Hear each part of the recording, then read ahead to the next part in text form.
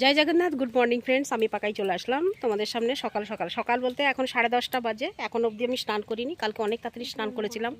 আর আমি কোথায় জানো, আমাদের পুকুরে স্নান করতে এসেছি। তুই অনেক কথা না, স্নান করতে এসেছি। ভাবলাম চলো স্নান করতে এসেছি যখন, তখন এখানেই ভিডিওটা স্টার্ট করে দিই। তো ওই জন্য এখানে চলে আসলাম। ঘরে ভাসুর আছে, ওই জন্য করতে পারলাম না।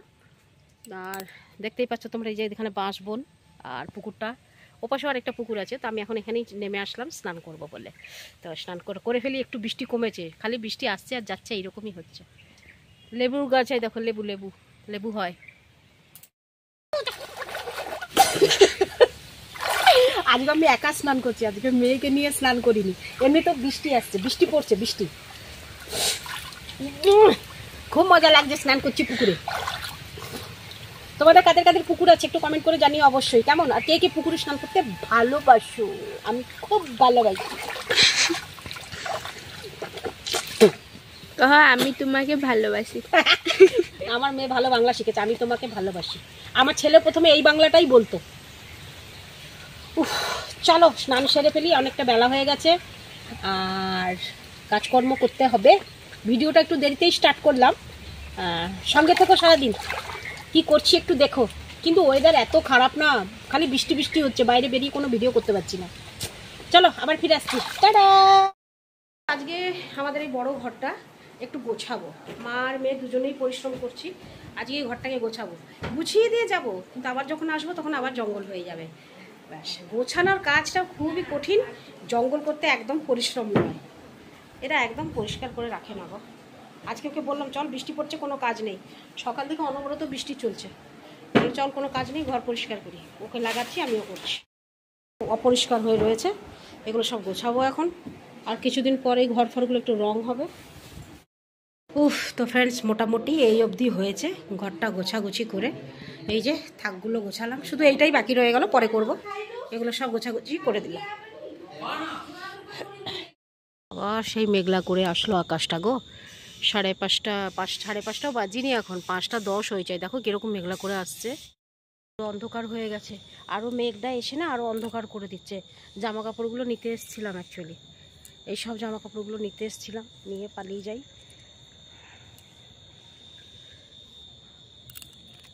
চলো, পুরো সন্ধ্যা হয়ে গেল। দেখো, ভেবেছিলাম একটু রাস্তায় যাব, সন্ধ্যা হয়ে গেল। বৃষ্টি সামান্য শুরু হলো।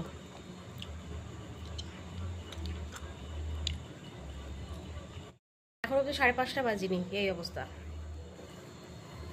মেয়ে গেছে টিউশন গেছে। চলো, ঘরটা আজকে তোমরা দেখলে গোছালাম 2 দিন। ওই আমি যতক্ষণ থাকবো ততক্ষণ একটু চিৎকার চেঁচামেচি করলে ঠিক থাকবে, তারপরে আবার শুরু হয়ে যাবে। আমি জানি 2 দিন। দেখো চুলগুলো কালার করিনি, কীরকম লাগছে। আর হ্যাঁ, একটা কথা তোমাদের জিজ্ঞেস করবো বলে ভাবলাম। আমি এই যে দেখছো তোমরা, এইরকম রূপে রয়েছি, মানে গ্রামীণ রূপে রয়েছি, বৌমাদের মতন মাথায় ঘুমটা দিয়েছি। শব্দ শুনতে পাচ্ছ? শুরু হয়ে গেল বৃষ্টি। তোমাদের কিছু মানে কি বলবো, পরিবর্তন লাগছে না? যে ওই শহরের পাকাই, শহরের ড্রেস পরা পাকাই, দোকানে যাওয়ার পাকাই, আর এই গ্রামের পাকাই মধ্যে কতটা পার্থক্য দেখতে পাচ্ছ অবশ্যই জানিও কিন্তু। হ্যাঁ,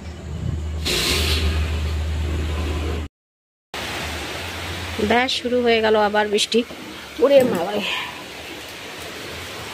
আর ওই ষাঁড়টাকে দেখো, বাচ্চা ষাঁড়টা আমাদের গোয়ালের সামনে দাঁড়িয়ে আছে। আর যাওয়ার কোথাও রাস্তা নেই, আর কি করবে, ওখানে দাঁড়িয়ে আছে। আর যখন রাত্রেবেলা বৃষ্টি হবে, আমরা ঘরে ঢুকে যাব, তখন এসে এইখানে উঠে দাঁড়াবে, এইখানে থাকবে, এইখানে। ঝমঝমিয়ে বৃষ্টি শুরু হয়ে গেল।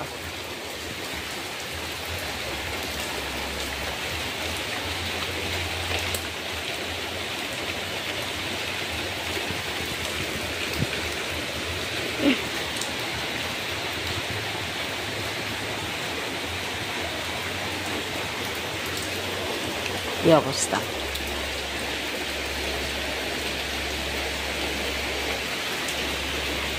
আর কি উপায় আছে, বসে থাকতে হবে।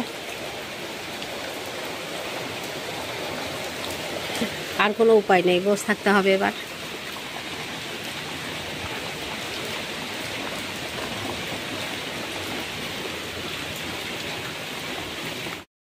এই যে আমাদের রান্না হচ্ছে, তোমরা দেখতে পাচ্ছ সব রকম সবজি ফবজি কেটে, পেঁপে, বরবটি, বেগুন, আলু সব কিছু কেটে, না আলু তো নেই কারণ ডায়াবেটিস পেশেন্ট এখানে 3 জন রয়েছে, ওই জন্য আলু নেই। তো এই দিয়ে হবে রান্না। আর এখানে আমি যেরকম বেগুন ভাজি ওরকমই ভাজা হচ্ছে। তো রান্নাঘরটার কোনো জানালা নেই, জানতে মানে হড়বড় করেই ঘরটা তৈরি হয়েছিল, কী অবস্থা হয়েছে দেখো, তেলের ছিটে। এগুলো সব রং টং হবে, সব পরিষ্কার হবে, এগুলো কাজ হবে। জাস্ট খালি তাড়াহুড়োই এগুলো করা হয়েছিল, ব্যাস তারপর থেকে কাজ বন্ধ, আর কিছু করা হয়নি। ওই জন্যই অনেক অনেক কাজ বাকি, আমাদের এই বাড়িটার অনেক কাজ বাকি। বিশেষ করে রং হয়নি, রংটা হবে। তারপরে কোথাও কোথাও প্লাস্টার হয়নি, এই থাকটা দেখছো এখানে পাটা দেওয়া হয়নি, এগুলো ফাঁকা রয়েছে, অনেক কাজ বাকি আছে। আসলে কি বলবো, সময় কারোর নেই, কেউ সময় দিতে পারে না, তারপরে সেরকম বোঝার মতন এখানে কেউ নেই। এইসব নিয়ে আর কি হবে, আস্তে আস্তে হবে। এখন ছেলে বাইরে গেছে, ছেলে কিছুদিন কাজ করুক, কিছু পয়সা জমাক, তারপরে আস্তে আস্তে হবে, দেখা যাক কি হয়। চলো তোমাদেরকে দেখিয়ে দিই আমাদের দুই মহান মহান ব্যক্তি টিভির সামনে কিরকম বসে টিভি দেখছে। একজনকে দেখবে টিভিকে একদম হাঁ করে গিলে ফেলেছে। তো চলো ওরা দেখো খালি টিভিটাকে কিরকম করে গিলছে, দেখো। এই দেখো, এটা হচ্ছে শাশুড়ি মা, আর আরেকজনকে দেখো, এই দেখো টিভির সামনে পুরো বসে আছে, টিভিটাকে গিলছে, দেখো কিরকম। এই দেখো, এই দেখো, দেখো।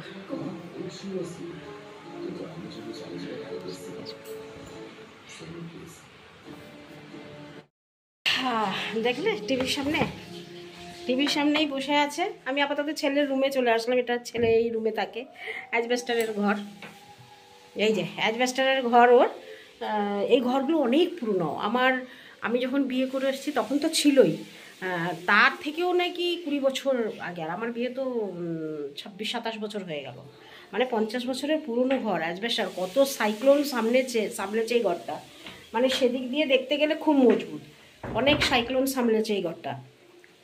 আগেকার দিনের ঘর না, ওই জন্যই সামলেছে, এখনকার দিনের কোনো অ্যাজবেস্ট ঘর সামলাচ্ছে না, বুঝলে তো।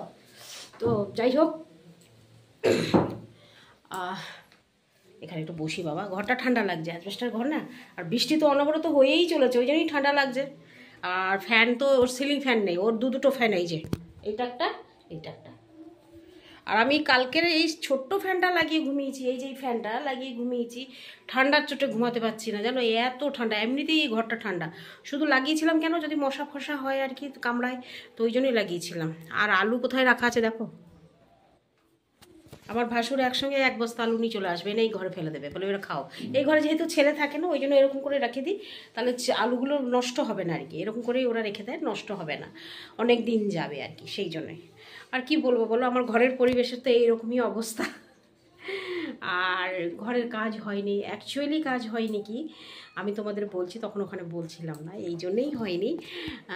মেন কথা হচ্ছে কি বলো তো, একটা কাজ করতে বসলে এখানে 5 জন বেরোবে, ও বলবে এরকম হবে, ও বলবে এরকম এরকম।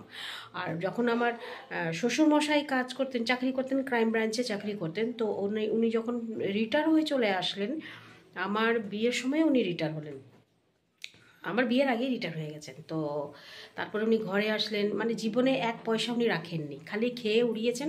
আমার শ্বশুরবাড়ির প্রত্যেকটা মেম্বার, এমনকি আমার শাশুড়ি, আমার ননদ, এরা সবাই শুধু খেয়ে দিয়ে পয়সা নষ্ট করেছে, মানে 1 পয়সা কোথাও ব্যাংক ব্যালেন্স নেই, শুধু খেয়ে দিয়ে নষ্ট করা।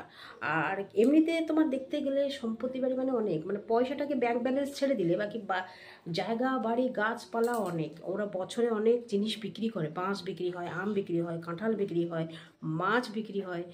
তো এতেই আমাদের চলে যায়, মানে সংসারে চলে যায়। মেম্বারও আমাদের অনেকজন, 6-7 জন, তার মধ্যে ছোটো ননদ ওর মেয়ে প্রায় সেখানে থাকে, যাওয়া আসা করে, এইরকম ধরনের। ঘরে আত্মীয় স্বজন সবসময় যাওয়া আসা, এই তো সেই হিসেবে ঘরটা যে কেউ করবে মন দিতে পারছে না, কেউ করতে পারছে না, বুঝলে তো।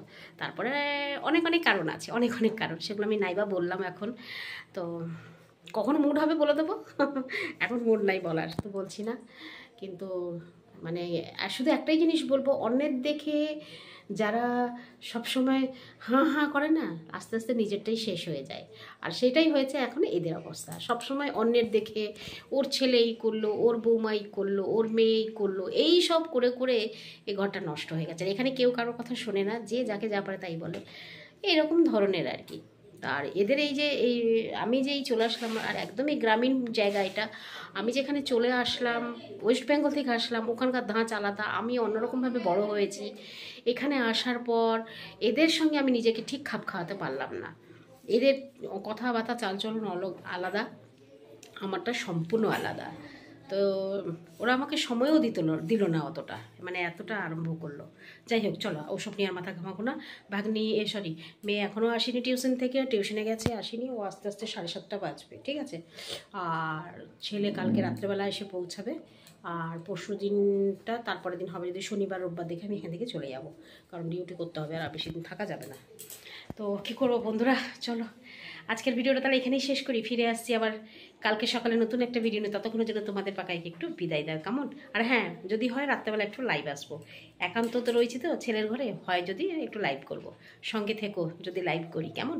তো চলো, টাটা, গুড নাইট, শুভরাত্রি, জয় হিন্দ, ভালো থাকবেন সবাই। ফিরে আসছি আমি আপনাদের পাকাই।